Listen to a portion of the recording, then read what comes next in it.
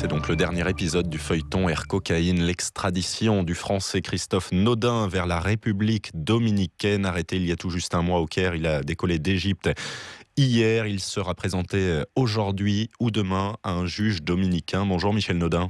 Bonjour à vous. Votre mari est donc accusé d'avoir aidé deux pilotes français à s'évader, c'était en octobre dernier. Il est arrivé ce matin à Saint-Domingue. Est-ce que vous avez des nouvelles par l'ambassade ? Oui, j'avais eu monsieur l'ambassadeur hier qui m'avait assuré que tout était mis en œuvre pour son accueil sur le sol dominicain. Je l'ai eu ce matin au téléphone brièvement par l'intermédiaire du consul qui était en sa présence et qui était présent pour son arrivée là-bas.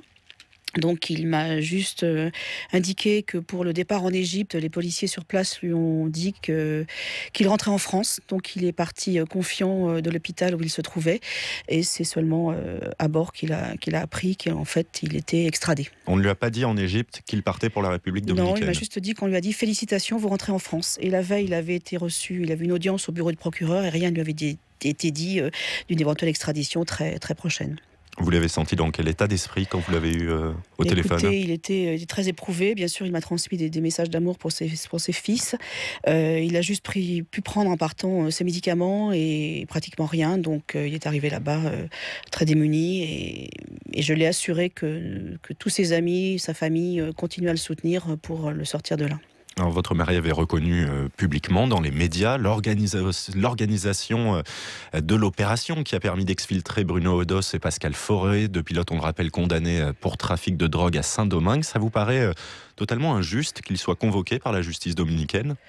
Non, ce que je trouve particulièrement injuste, c'est la manière de faire. C'est-à-dire que la justice dominicaine a invoqué des motifs extrêmement graves qui ne sont pas en lien avec ce qu'on pourrait lui reprocher par ailleurs. Donc notamment la traite d'êtres humains et le trafic de migrants. C'est le chef d'accusation. C'était leur seule manière d'obtenir son extradition. Donc c'était, je dirais, la roublardise de la justice dominicaine, utiliser ces arguments pour pouvoir obtenir son extradition. Si la justice dominicaine lui avait demandé d'aller sur l'île, il y serait allé de lui-même ?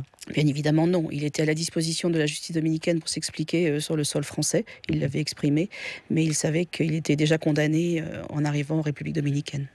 Vous n'avez pas confiance dans la justice du pays de Saint-Domingue ? Écoutez, je crois qu'il a été déclaré qu'il aurait un procès équitable comme c'est l'habitude en République dominicaine, je ne ferai pas d'autres commentaires. Mais il y a une protection consulaire qui est assurée. L'ambassade de France a dit, et vous les avez eus au téléphone, qu'elle suivrait le dossier de près. Vous misez sur eux pour agir sur place ?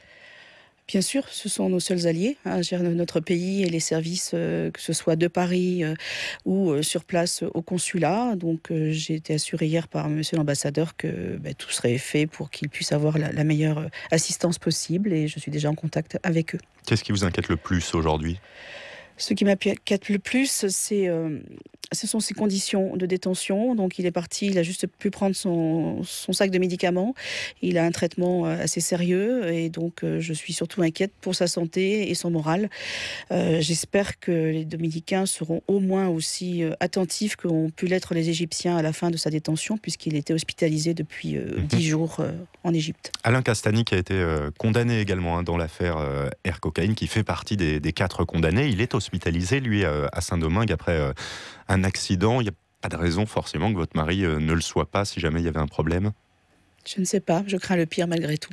Parce que vous avez le sentiment qu'il y aura une vengeance après cet épisode et cette exfiltration au mois d'octobre ?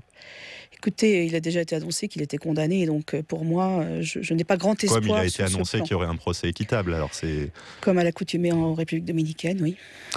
Est-ce que vous vous dites pas aujourd'hui qu'est-ce qu'il est allé faire dans cette galère, mon mari ?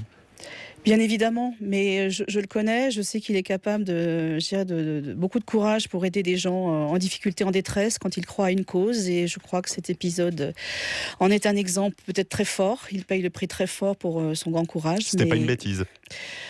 C'est son choix d'être humain. Il a toujours été ainsi et je ne peux pas lui reprocher. Il n'y avait aucun autre moyen d'agir pour libérer ces pilotes, pour trouver une solution ? Je ne sais pas, je n'ai pas été associée à l'organisation de tout cela, donc Je ne sais pas ce qui a été fait au niveau diplomatique, donc là, sur ce point-là, je ne suis pas d'une grande aide pour vous donner des informations pratiques. Je le disais, votre mari a eu l'occasion à plusieurs reprises de s'expliquer dans les médias sur l'opération, qu'il a détaillé, qu'il a expliqué, il s'est justifié. Est-ce que vous pensez qu'aujourd'hui, ça peut lui coûter cher d'en avoir dit autant ? Sans doute, puisque apparemment les seules preuves présentées par les Dominicains en Égypte, c'était des coupures de presse, des articles, et il n'avait aucun élément concret à fournir d'autre à la justice égyptienne. Un mot encore, et ce sera le dernier des prochains rendez-vous. Est-ce qu'il y a des échéances que vous attendez aujourd'hui ?